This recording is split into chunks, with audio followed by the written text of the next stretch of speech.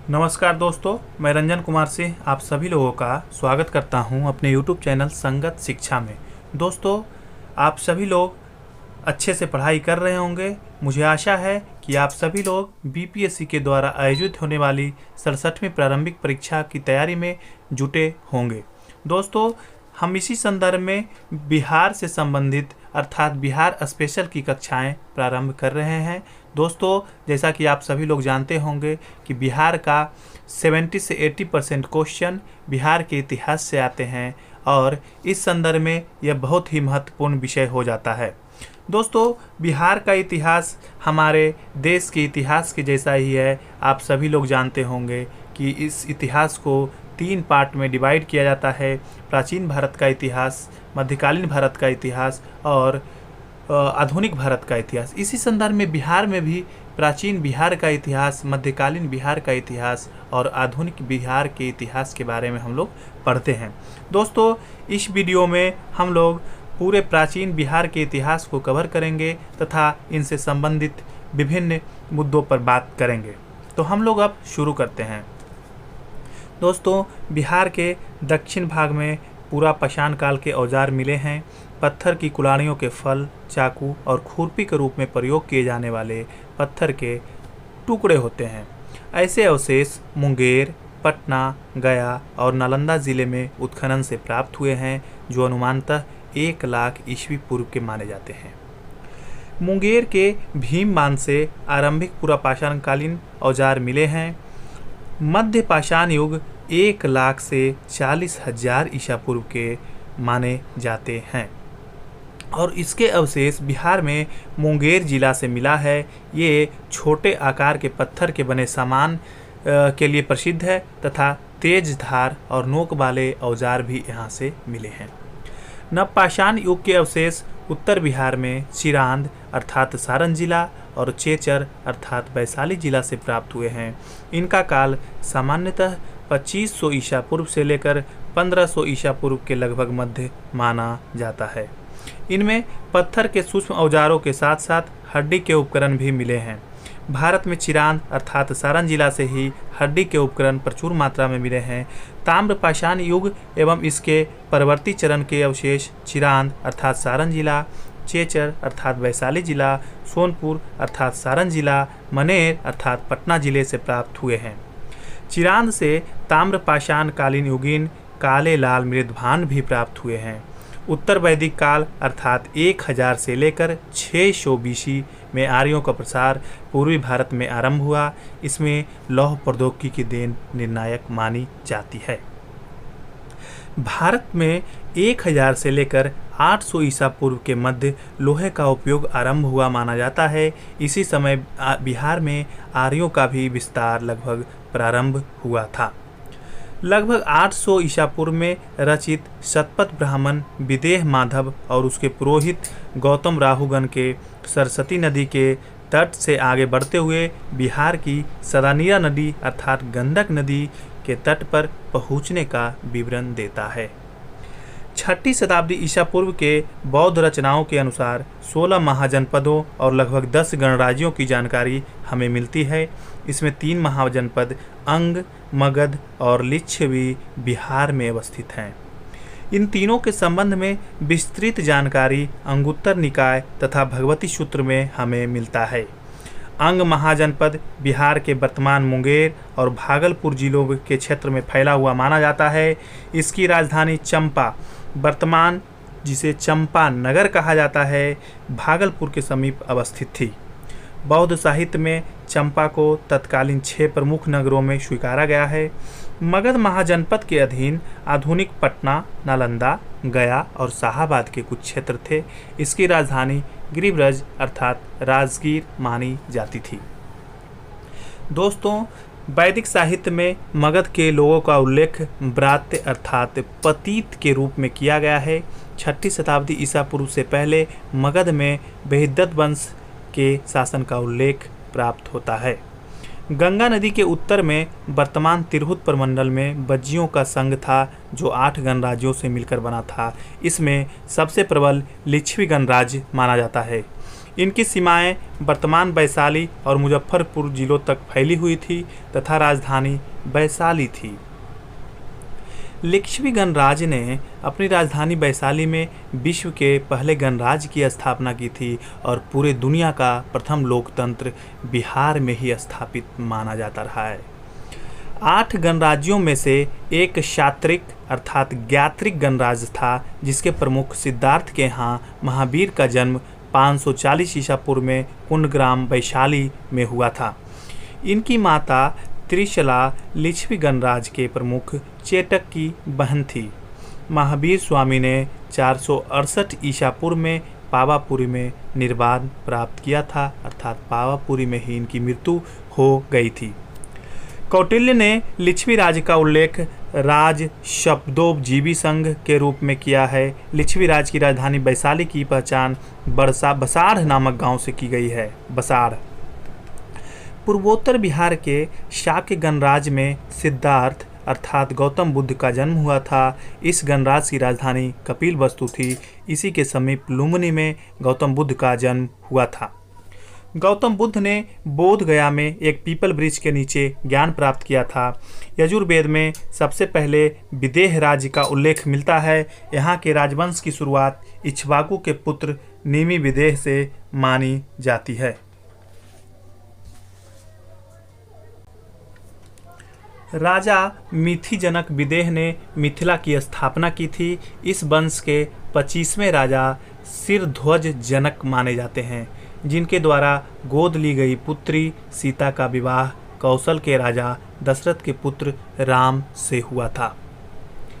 शतपथ ब्राह्मण में विदेह के जनक का उल्लेख सम्राट के रूप में किया गया है। ऋग्वेद में ही बिहार के लिए कीकट एवं व्रात्य शब्द का इस्तेमाल किया गया है। वाल्मीकि रामायण में मलद एवं करुणा शब्द का प्रयोग संभवतः बक्सर क्षेत्र के लिए हुआ है। माना जाता है कि यही ताड़िका, जो कि एक राक्षसी थी, का वध भगवान राम के द्वारा हुआ था। दोस्तों, वायु पुराण के अनुसार गया में असुरों का राज था। ऋग्वेद में कीकट क्षेत्र के अमित्र शासक प्रेम गंध की चर्चा हुई है, जबकि अथर्ववेद में अंग एवं मगध का उल्लेख मिलता है। 6ठी शताब्दी ईसा पूर्व मगध में हर्यक वंश का राज स्थापित हुआ। इस राज्य का संस्थापक बिंबिसार को माना जाता है। कौशल के प्रसेनजित, अवंती के चंद्रप्रदोत तथा महात्मा बुद्ध का समकालीन बिंबिसार को माना जाता है। उसके शासनकाल 544 से लेकर 492 ईस्वी पूर्व तक था। बिंबिसार का राजवैद्य जीवक था, जिसे अवंती राज के अनुरोध पर उज्जैन भी भेजा गया था। बिंबिसार ने कौशल नरेश प्रसेनजित की बहन कौशल देवी लिच्छवी, राजा के चेटक की पुत्री चेलना तथा मद्र राज्य की राजकुमारी क्षेमा के साथ विवाह किया था। इनकी 3 पत्नियां थीं, कौशल, चेलना एवं क्षेमा। वैशाली की नगर वधू आम्रपाली से भी उसके अवैध संबंध बताए जाते रहे हैं। भारतीय इतिहास में बिंबिसार को अस्थायी सेना रखने वाला पहला शासक माना जाता है। मगध की राजधानी राजगृह का निर्माण महागोविंद नामक वास्तुकार ने किया, जो बिंबिसार के दरबार में रहता था। बिंबिसार की हत्या कर उसका महत्वाकांक्षी पुत्र अजातशत्रु सिंहासन पर बैठा। इस तथ्य से बौद्ध स्रोत सहमत हैं, जबकि जैन स्रोत असहमत हैं। अजातशत्रु ने 492 से लेकर 460 ईसा पूर्व तक शासन किया था। अजातशत्रु ने कौशल नरेश प्रसेनजित को पराजित कर उनकी पुत्री वजीरा के साथ विवाह किया था। अजातशत्रु ने लिच्छवियों में षड्यंत्र द्वारा फूट डालकर उन्हें पराजित किया। अजातशत्रु ने युद्ध अस्त्रों में शीला, कटंक तथा रथ मूसल जैसे नवीन शस्त्रों की खोज की थी। आजीवक संप्रदाय के संस्थापक मखली गोशाल की मृत्यु मगध लिच्छवी संघर्ष में हो गई थी। आजीवक संप्रदाय के संस्थापक लिच्छवी संघर्ष में हो गया था। यह काफ़ी दुखद घटना मानी गई। अजातशत्रु के शासनकाल के समय 483 ईसा पूर्व में प्रथम बौद्ध संगीति का आयोजन राजगीर में हुआ था। अजातशत्रु के बाद 460 ईस्वी पूर्व में उदाईभद्र अर्थात उदायीन मगध की राजगद्दी पर बैठा और लगभग 444 ईसा पूर्व तक शासन किया। महावंश के अनुसार उसने पटना में गंगा और सोन के संगम पर एक किला बनवाया, जिसका बाद में कुसुमपुर या पाटलिपुत्र के रूप में विकास हुआ। हर्यक वंश का अंतिम शासक नागदशक था, जिसका च्यूत करके या पदच्युत करके काशी के गवर्नर शिशुनाग ने 412 ईस्वी में शिशुनाग राजवंश की स्थापना की। शिशुनाग ने वैशाली को अपनी राजधानी बनाया। शिशुनाग का उत्तराधिकारी कालाशोक था, जो काकबर्निन के नाम से भी प्रसिद्ध रहा है। इसने मगध की राजधानी को अस्थायी रूप से पाटलिपुत्र परिवर्तित कर दिया। कालाशोक के शासन के 10वें वर्ष अर्थात 383 ईस्वी पूर्व में द्वितीय बौद्ध संगीति का आयोजन वैशाली में किया गया था। शिशुनाग वंश का 344 ईसा पूर्व में अंत हो गया। शिशुनाग वंश के बाद मगध पर नंद वंश का शासन स्थापित हुआ। इसका संस्थापक महापद्मनंद था। कलिंग विजय महापद्मनंद का प्रमुख अभियान था। विजय स्मारक के रूप में वह कलिंग से जीन की मूर्ति उठा लाया था। हाथी गुम्फा अभिलेख में उसके द्वारा कलिंग में एक नहर निर्मित कराए जाने का भी उल्लेख प्राप्त किया गया है। पुराणों में महापद्मनंद को ब्राह्मण का विरोधी एवं क्षत्रियों का विनाशक होने के कारण अखिल क्षत्रांतकारी तथा सर्वक्षत्रांतक कहा जाता है। उसे भारतीय इतिहास का प्रथम शूद्र शासक माना जाता है। महापद्मनंद ने स्वयं एकराट की उपाधि धारण की थी। नंद वंश में कुल 9 शासक हुए, जिसमें अंतिम शासक धनानंद था। भारत पर सिकंदर का आक्रमण धनानंद के समय ही हुआ था। मगध की दोनों राजधानियां राजगीर और पाटलिपुत्र अत्यंत सुरक्षित और सुदृढ़ थी। राजगीर जहां 5 पहाड़ियों से घिरा दुर्भेद दुर्ग था, वहीं पाटलिपुत्र इसकी स्थिति जल दुर्ग की थी।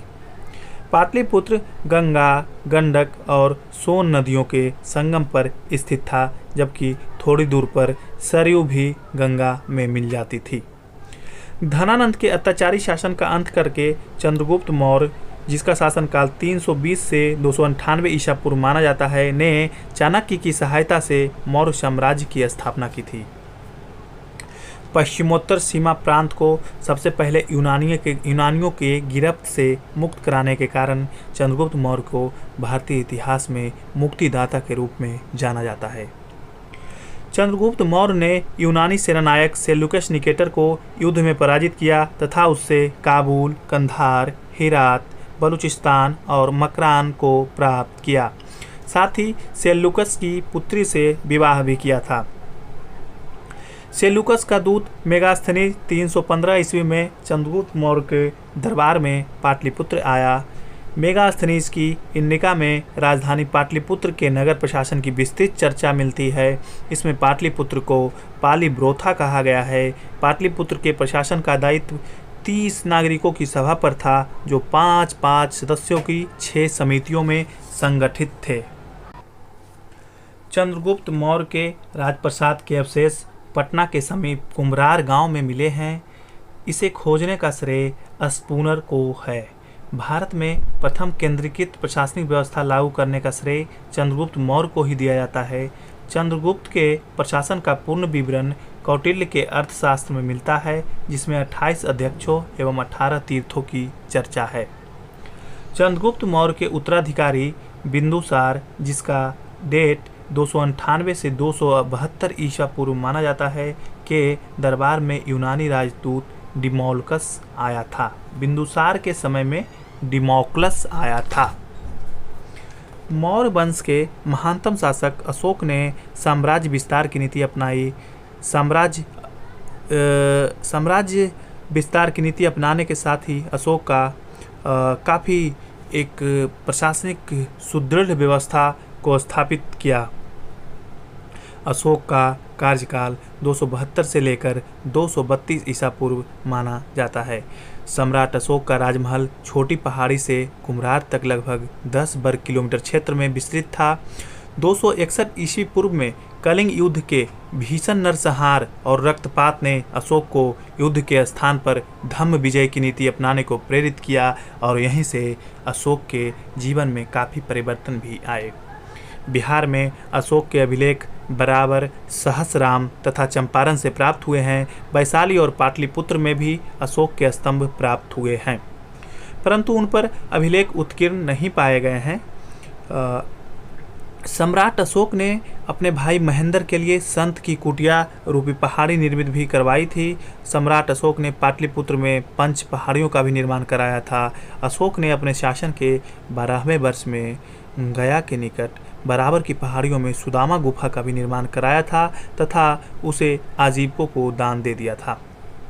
अशोक पहला भारतीय था जिसने अपने शिलालेखों के सहारे सीधे अपनी प्रजा को संबोधित किया। ये शिलालेख मुख्य रूप से प्राकृत भाषा तथा ब्राह्मणी लिपि में लिखे गए हैं। इसके अलावा खरोष्ठी, अरामाइक तथा यूनानी लिपियों का भी प्रयोग किया गया है। अशोक के शासनकाल में पाटलिपुत्र में तृतीय बौद्ध संगीति का आयोजन 247 ईस्वी पूर्व में हुआ था। मौर्य शासनकाल में पाटलिपुत्र बौद्धिक क्रियाकलापों का बड़ा केंद्र था। इस समय पाटलिपुत्र के प्रमुख विद्वान थे उपवर्षा, जिसे मीमांसा एवं वेदांत के टीकाकार के रूप में जाना जाता है। बैस पाणिनि के जो गुरु माने जाते हैं। पाणिनि प्रसिद्ध व्याकरण तथा अष्टाध्यायी के रचयिता माने जाते हैं। पिंगला छंदो बिचपति के लेखक माने जाते हैं। व्याधि ज्यामितीय सूत्र संग्रह के लेखक माने जाते हैं तथा साथ ही सबसे सर्वप्रमुख नाम चाणक्य, जो कि एक कूटनीतिज्ञ थे। मौर्य साम्राज्य का अंत 185 ईसा पूर्व में हो गया। अंतिम मौर्य शासक बृहदत्त की हत्या उसके सेनापति पुष्यमित्र शुंग द्वारा की गई। पुष्यमित्र शुंग ने शुंग वंश की स्थापना की, जिसके शासनकाल में यवनों अर्थात यूनानियों ने पाटलिपुत्र पर आक्रमण किया। गार्गी संहिता के अनुसार यह चीज को बताया गया है। संभवतः यह आक्रमण डेमेट्रियस ने किया था। शुंग ब्राह्मण थे और ऐसा माना जाता है कि उन्होंने बौद्ध धर्म के प्रति असहिष्णुता की नीति अपनाई थी। पतंजलि के शुंगों के दरबार में रहते थे। पतंजलि शुंग के दरबार में रहते थे तथा संभवतः मनुस्मृति का संकलन शुंग काल में ही किया गया था। 75 ईसा पूर्व में शुंग वंश के अंतिम शासक देवभूति की हत्या करके उसके सचिव वसुदेव ने मगध पर कण्व वंश की स्थापना की थी। कण्व वंश के अंतिम शासक को आंध्र सातवाहनों ने अपदस्थ कर दिया, लेकिन इनके मगध पर शासन का स्पष्ट प्रमाण नहीं मिलता है। प्रथम शताब्दी ईसा पूर्व में कुषाण नरेश कनिष्क ने पाटलिपुत्र पर आक्रमण किया तथा यहाँ के प्रसिद्ध बौद्ध विद्वान अश्वघोष को अपने दरबार पुरुषपुर में प्रश्रय दिया। कनिष्क के शासनकाल में चतुर्थ बौद्ध संगीति का आयोजन माना जाता है। महावस्तु नामक बौद्ध ग्रंथ के अनुसार ईसा पूर्व दूसरी शताब्दी में राजगृह में 36 प्रकार के शिल्पी रहते थे। उड़ीसा से के शासक खारवेल ने मगध पर भी विजय प्राप्त की थी। खारवेल का भी मगध पर एक उल्लेख माना गया है। बिहार के गौरव का पुनरुद्धार गुप्त वंश द्वारा चौथी शताब्दी में माना जाता है। चंद्रगुप्त प्रथम ने 320 ईसा पूर्व में पाटलिपुत्र में महाराजाधिराज की उपाधि धारण की। उसने लिच्छवी राजकुमारी कुमार देवी के साथ विवाह करके अपनी प्रतिष्ठा एवं शक्ति में वृद्धि अर्जित की। श्रीलंका के राजा मेघवर्मन ने गया में बुद्ध का एक मंदिर बनवाने की अनुमति प्राप्त करने के लिए समुद्रगुप्त के पास अपना दूत भेजा था। समुद्रगुप्त द्वारा अनुमति दे दी गई थी। समुद्रगुप्त का कार्यकाल 335 से लेकर 380 ईस्वी तक माना जाता है। गुप्त काल में बनी 2 मीटर से भी ऊंची बुद्ध की एक कांस्य प्रतिमा भागलपुर के निकट सुल्तानगंज में पाई गई है। चंद्रगुप्त द्वितीय विक्रमादित्य, जिसका शासनकाल 380 से लेकर 412 ईस्वी तक है, के शासनकाल में चीनी यात्री फाहियान भारत आया था। वह 411 ईस्वी में पाटलिपुत्र भी गया तथा वहाँ के गौरव का वर्णन किया। यहाँ फाहियान ने 3 वर्ष तक संस्कृत का अध्ययन किया था। चंद्रगुप्त द्वितीय विक्रमादित्य के दरबार में 9 रत्नों में कौन कौन शामिल थे, इसका भी वर्णन किया गया है। कालिदास, बराहमिहिर, घट पर घट कर पर, शंकु, छपणक, बरारुचि, बेताल भट्ट, धनवंतरी और अमर सिंह। नालंदा महाविहार की स्थापना कुमारगुप्त प्रथम ने की थी। कुमारगुप्त प्रथम का शासनकाल 414 से लेकर 455 ईस्वी तक है। कालांतर में यह विद्या का प्रमुख केंद्र बना, जो कि विश्व प्रसिद्ध माना जाता है। सुल्तानगंज अर्थात भागलपुर जिला का अजबैगीनाथ मंदिर तथा कहलगांव के समीप स्थित गुफाएं गुप्त काल में निर्मित हुई हैं। बोध गया के महाबोधि मंदिर तथा राजगीर के मनियार मठ का निर्माण गुप्त काल में ही हुआ था। गुप्त काल में पाटलिपुत्र मूर्ति कला का प्रमुख केंद्र था। हून शासक मिहिर कुल ने पाटलिपुत्र पर आक्रमण कर नरसिंह गुप्त बालादित्य को पराजित किया तथा उसे बंगाल तक खदेड़ दिया। गुप्त काल के प्रसिद्ध खगोलविद एवं गणितज्ञ आर्यभट्ट, बराहमिहिर और ब्रह्मगुप्त पाटलिपुत्र के ही निवासी माने जाते हैं। परवर्ती गुप्त शासकों के साथ ही बिहार के कुछ हिस्सों पर मौखरियों का भी शासन रहा। इसी समय गौड़, जो कि बंगाल के शासक थे, गौड़ शासक शशांक ने बिहार के विस्तृत क्षेत्र पर आधिपत्य स्थापित कर लिया था। शशांक के नाम के सिक्के तथा मुहरें नालंदा, रोहतास एवं गया से प्राप्त हुई है। शशांक ने बोध गया स्थित महाबोधि वृक्ष को क्षति पहुंचाई थी। वर्तमान में जो महाबोधि वृक्ष है वो अपने जनरेशन का 5वां है। 7वीं शताब्दी के आरंभ में हर्षवर्धन ने बिहार के कुछ भागों पर अपना नियंत्रण स्थापित किया तथा शशांक द्वारा किसी आक्रमण कार्रवाई का निदान आसानी से करने के लिए परवर्ती गुप्त शासकों में माधव गुप्त को मगध क्षेत्र में अपना प्रतिनिधि नियुक्त किया। हर्षवर्धन के समय भारत आए चीनी यात्री हेनसांग ने 6 वर्ष तक नालंदा विश्वविद्यालय में अध्ययन किया था। इस विश्वविद्यालय की अपनी मुद्राएं थी, जिस पर श्री नालंदा महाविहार आर्य भिक्षु संघस्थ उत्कीर्ण हुआ था। चीनी यात्री इत्सिंग ने भी 670 में नालंदा का यात्रा किया था। हर्षवर्धन की मृत्यु के बाद किसी स्थानीय शासक अर्जुन ने चीनी यात्रियों को क्षति पहुंचाई। प्रतिशोध में तिब्बत और नेपाल के राजाओं ने संयुक्त रूप से बिहार पर आक्रमण कर दिया था। माधव गुप्त के पुत्र आदित्य सेन ने तिब्बत के प्रभुसत्ता से बिहार को मुक्त करवाया। परवर्ती गुप्त वंश का अंतिम शासक जीवित गुप्त द्वितीय को माना जाता है, जिसका 750 ईस्वी के लगभग कन्नौज के शासक यशोवर्मन ने वध कर दिया था।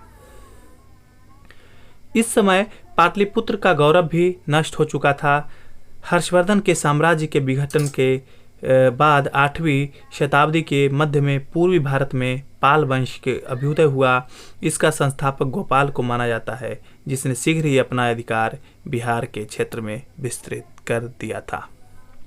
देवपाल ने जावा के शासक बलदेव पुत्र के अनुरोध पर नालंदा में एक विहार की देखरेख के लिए 5 गांव अनुदान में दिए थे।